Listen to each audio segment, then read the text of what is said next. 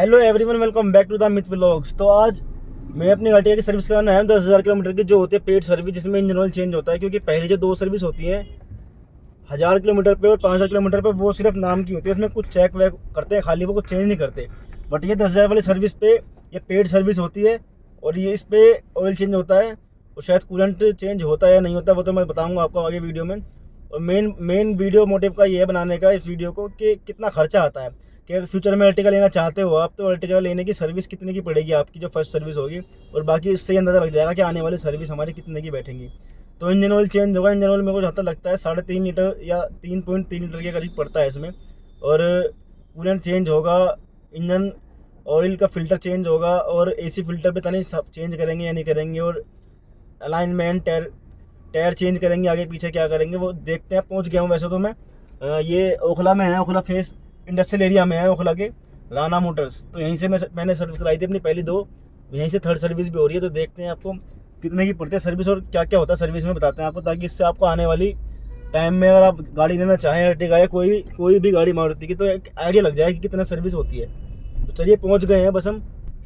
तो घर से निकलते समय तो मैंने व्लॉग स्टार्ट किया नहीं, क्योंकि ट्रैफिक बहुत था, लेट बहुत हो गया था। मुझे पता था कि चाहे वीकेंड है या नहीं है, लेकिन मारुति की में कभी भी खाली नहीं मिलता, भीड़ तो मिलती है। तो इसीलिए मैं थोड़ा जल्दबाजी में निकला घर से, लेट भी हो गया था। मेरा प्लान 10 बजे निकलने का था, ताकि सबसे पहले या दूसरी तीसरे नंबर पे आए। बट ये है कि अब लेट हो गया तो हो गया, अब क्या कर सकते हैं। अब देखते हैं कितना टाइम लगता है, कितना नहीं लगता। बस पहुँच ही गया मैं यहाँ पे। अभी भी मुझे पहुँचने में जाम मिला, तो आधा पौना घंटा लग गया मुझे अभी भी आने में। तो इसीलिए मैं जल्दी आने की सोचा था, बट ये जल्दी नहीं आ पाया इसी रीज़न से। इंडस्ट्रियल एरिया में ये है कि ट्रक वाले जहाँ मर्जी से मोड़ लेते हैं, जहाँ मर्जी से।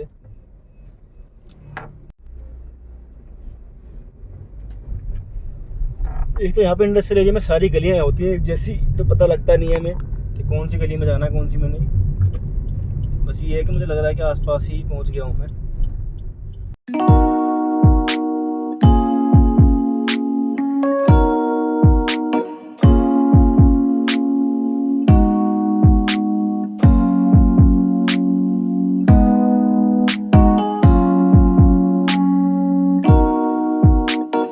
एंट्री हो चुकी है अपनी गाड़ी की।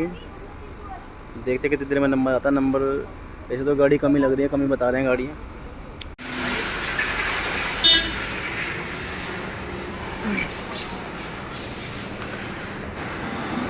तो गाड़ी अभी फिलहाल धुलाई हो रही है, धुलाई होने के बाद में जाएगी अंदर, पिट पे जाएगी। पिट पे जाने के बाद इसमें इंजन ऑयल चेंज होगा, कूलेंट चेंज नहीं होगा, कूलेंट टॉप अप होगा, और एयर फिल्टर चेंज नहीं होगा, खाली एसी फिल्टर चेंज होगा और ऑयल फिल्टर चेंज होगा। बाकी जो भी है बेसिक चेकअप होगा, और अलाइनमेंट व्हील बैलेंसिंग होगी, और टायर रोटेशन होगा, बस और कुछ नहीं होगा इसमें थर्ड सर्विस में। और इंजन ऑयल के दो ऑप्शन होते हैं आपके पास, चाहे तो आप दिलवा सकते हैं सेमी सिंथेटिक, एक फुली सिंथेटिक होता है। तो यहाँ पर जो मैंने रेट पता करा, सेमी सिंथेटिक 1800 या 2000 रुपये का है, और फुली सिंथेटिक 3800 रुपये का है। तो मैंने सेमी सिंथेटिक दिलवाया, क्योंकि सेमी सिंथेटिक ही जब कंपनी से हम गाड़ी लेते हैं तो सेमी सिंथेटिक ऑयल ही डला हुआ आता है, और उसकी परफॉर्मेंस मुझे ठीक लगी। तो अब भाई रनिंग भी नहीं है अभी गाड़ी की इतनी, तो सेमी सिंथेटिक ही दिलवाया हमने भी।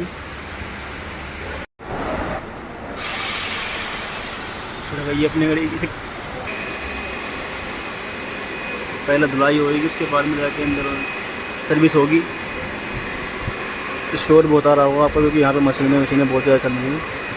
पहले ये काम मैनुअल होता था, मगर अब मशीनों से हो रहा है अच्छे तरीके से, जिससे कि नीचे से लेकर ऊपर तक अच्छे तरीके से धुलाई हो जाती है। सबसे पहले गाड़ी पे हवा मारी थी, हवा मारने के बाद में सर्फ मारा था, सर्फ मारने के बाद में मशीन पे आई है गाड़ी। अब ये पैसे से वॉश हो रही है, ऊपर नीचे से आगे पीछे सब जगह से वॉश हो जाती है।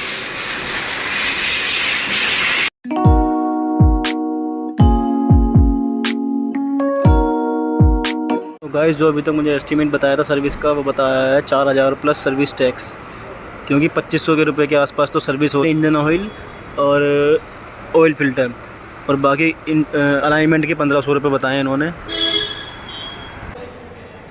वही हाइड्रोलिक पे खड़ी, तो इसकी खाली सफाई होगी। एयर फिल्टर निकाल लिया, एयर फिल्टर में खाली सफाई होकर लग जाएगा वापस एयर फिल्टर वैसे ही। तो खाली चेंज होगा इसका ऑयल फिल्टर और एसी फिल्टर। ये देखिए सामने सफाई हो रही है।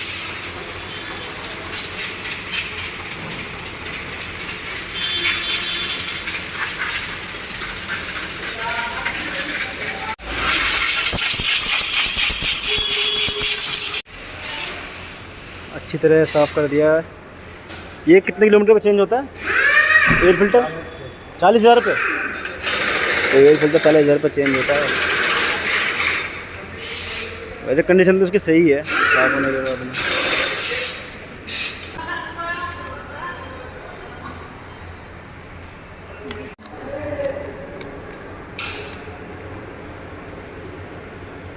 तो ऑयल निकल गया, ऑयल डलेगा अभी सेमी सिंथेटिक।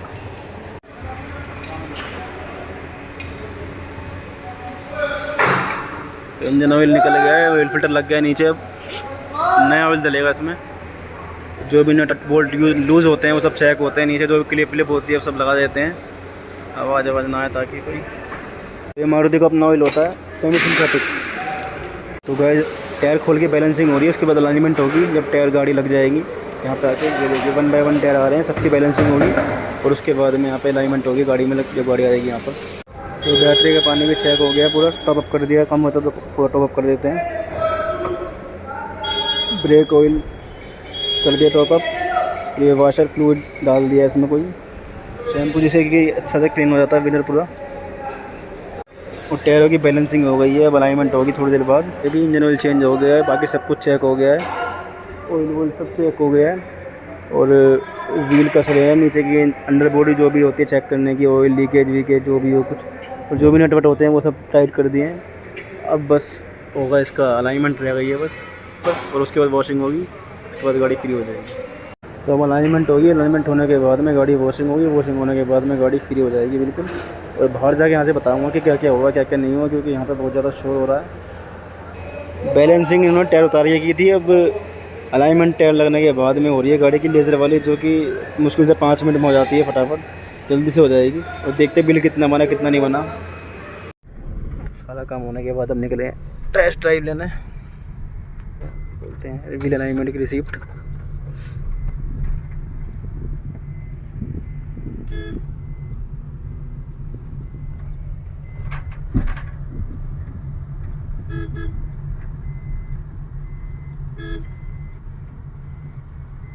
तो ट्रायल लेने में क्या क्या चेक करते हो आप? आवाज़, ब्रेक व्रेक कोई आवाज़ तो नहीं आ रही शॉकर में से है?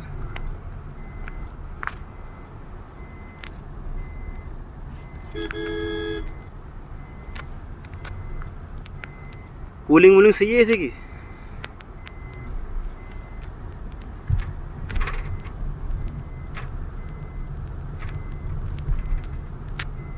सर्विस वर्विस होने से क्या इसे पिकअप पे ही फ़र्क पड़ता है क्या कुछ हल्का फुल्का?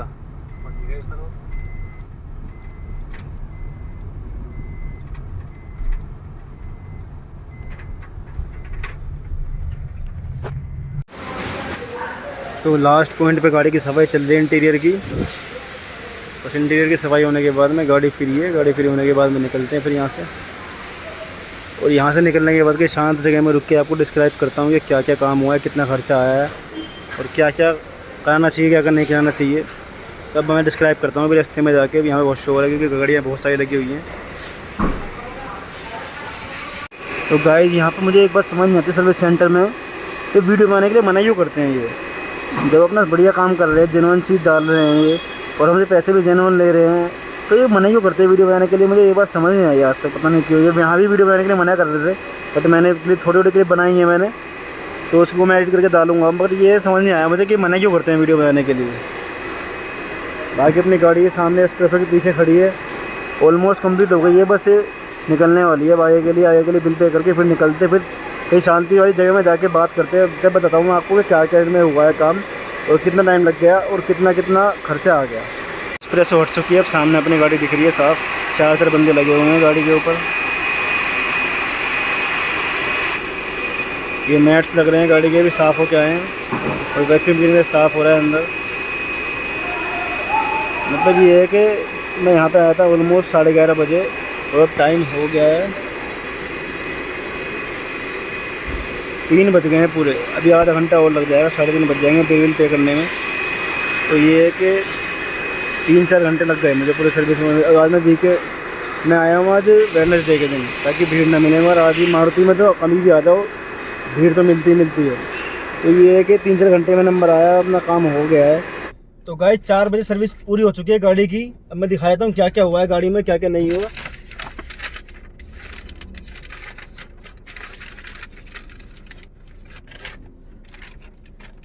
तो एक तो इंजन ऑयल है 2000 रुपये का, ऑयल फिल्टर है 100 रुपये का, एसी फिल्टर इसमें लिखा था 550 रुपये का, बट वो डला नहीं है, साफ़ करके वही लगा दिया इन्होंने। और अलाइनमेंट बैलेंसिंग 1500 रुपये की थी। तो टोटल सर्विस जो बताई थी मेरे को 4150 की बताई थी। बट ये है कि एसी फिल्टर नहीं था तो 550 रुपये लेस हो गए उसमें। और 3-4 महीने ये लिए थे उसके विंडशील्ड क्लीन करने के लिए, वाइपर में डालने के लिए मैंने लिए थे शैम्पू। इसके मारुति के अपने थे 4, तो 100 रुपये के ये पड़े मुझे। तो ये कुल मिला के अमाउंट पड़ा है ये 3500 के आसपास पड़ा है। और अगर आप सर्विस अगर आप अलाइनमेंट नहीं कराओगे कंपनी से, मारुति के यहाँ से, तो आपको पड़ेगी कम से कम सर्विस 2500 के बीच में पड़ जाएगी। ये 1500 रुपये जो अलाइनमेंट बैलेंसिंग के लिए इन्होंने, ये मैंने इस बार करा लिया है यहाँ से। बट मैं नेक्स्ट टाइम से मैं बाहर से कराऊंगा, क्योंकि बाहर से सस्ते हो जाता है। वो खुद ही कह रहे थे वहाँ पर सर्विस वाले जो कर रहे थे कि बाहर से कराओगे सस्ता हो जाएगा, यहाँ पे कंपनी वाले चार्ज चल लेते ही ज़्यादा है। तो कुल मिला के ये है कि सर्विस इसकी बहुत सस्ती है। क्योंकि मैं अभी एक्टिवा की सर्विस कराने गया था अपनी, तो 1500 रुपये की सर्विस हुई थी। इंजन तक क्लीनिंग पता नहीं क्या क्या कहता उन्होंने। 1500 रुपये के बिल बनाया था और 1000 रुपये ज़्यादा लगे अगर मैं इसमें अलाइनमेंट ना करवाऊँ तो 2500 रुपये में इसकी हो गई। और एक्टिवा की हुई थी 1500 रुपये की। तो आप लगा सकते हो अर्टिगा कितनी गाड़ी लेने में सक्सेसफुल गाड़ी बनाई है मारुति ने, और लेना कितना वर्थ है उसका, कितना नहीं है। ये बहुत बढ़िया गाड़ी है और सर्विस भी सस्ती, माइलेज भी अच्छी, मेंटेनेंस भी कम, और 7 पीपल जा सकते हैं बैठ के। लगेज थोड़ा बहुत ले सकते हैं कि बूट स्पेस उतना नहीं है। बट ये है कि ओवरऑल गाड़ी सही है कुल मिला के, तो ले सकते हैं, गाड़ी वर्थ है लेनी। मेरे को यही शौक था कि मैं देखना चाहता था कि सर्विस कितने की होती है। और काफ़ी लोगों को वेट होता है, काफ़ी लोग सोचते हैं गाड़ी लेने से पहले, मिडिल क्लास फैमिली के जो होते हैं, कि गाड़ी ले तो लेंगे हम, पर सर्विस का चार्ज क्या होगा, चलाने में कितनी महंगी पड़ेगी, जेब पे कितनी भारी पड़ेगी, और माइलेज कितनी देगी, मेंटेनेंस क्या रहेगा। तो हर किसी का ये माइंड में मिथ होता है। तो ये मारुति ने बिल्कुल मिथ क्लीन कर दिया कि मारुति गाड़ी कोई भी ले सकता है इंसान, और मेंटेन भी कर सकता है आराम से। तो चलते हैं अब घर के लिए। अभी तो मैं मूलचंद पाया था पराठे लेने के लिए, पराठे मैंने ले लिए, अब घर जाके खाएंगे पराठे। निकलते हैं घर के लिए यहाँ से। वैसे तो जितना रिकॉर्ड हो पाया मैंने कर लिया, बट ये वहाँ पे रिकॉर्ड करने के लिए मना कर लेते हैं, इसलिए मैंने डिटेल जो बाकी डिटेल थी वो मैंने रास्ते में रुक के बताई है, मूलचंद पे आके। वहाँ से जाम लगा हुआ था। अब निकलते हैं अपना घर।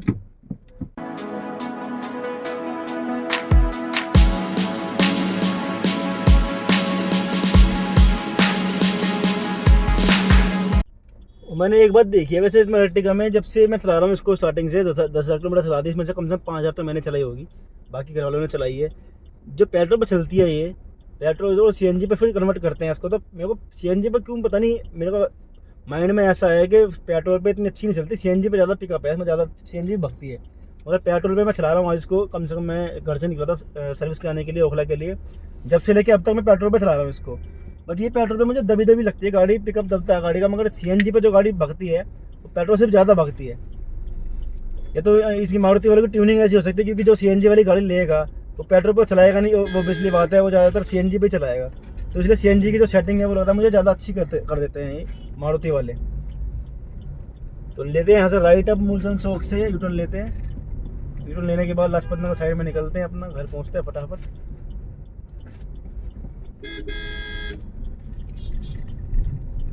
यहाँ से यूटर्न ले लिया है हमने।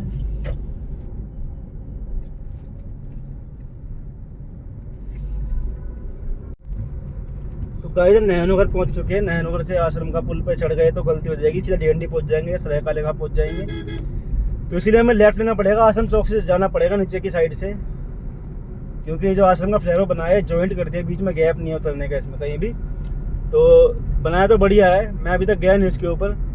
ये अभी दिखाता हूँ कहाँ से स्टार्ट है। नहनगर का फ्लाईओवर जैसे चढ़ेंगे, जैसे चढ़ते ही रेलवे लाइन वाला फ्लाईओवर आता है, इसके बाद से नहनगर का ये महानी बाग का फ्लाईओवर स्टार्ट हो जाता है। ये राइट से जा रहा है ऊपर, और ये इसमें कट नहीं है कहीं भी, यहाँ से चढ़ जाओगे सीधा, या तो सीधा काले खां जा सकते हो आप, या डीएनडी आ जाओगे। तो इसलिए हमें यहाँ से लेफ्ट लेना पड़ेगा। लेफ्ट लेने के बाद ये आ जाएगा आश्रम चौक, यहाँ से बिल्कुल स्ट्रेट निकल जाएंगे, नीचे से अपना पहुँच जाएंगे घर थोड़ी देर में, 1 मिनट के अंदर घर पहुँच जाएंगे। बस ये रेड लाइट क्रॉस करने के बाद में 1 मिनट में लगता।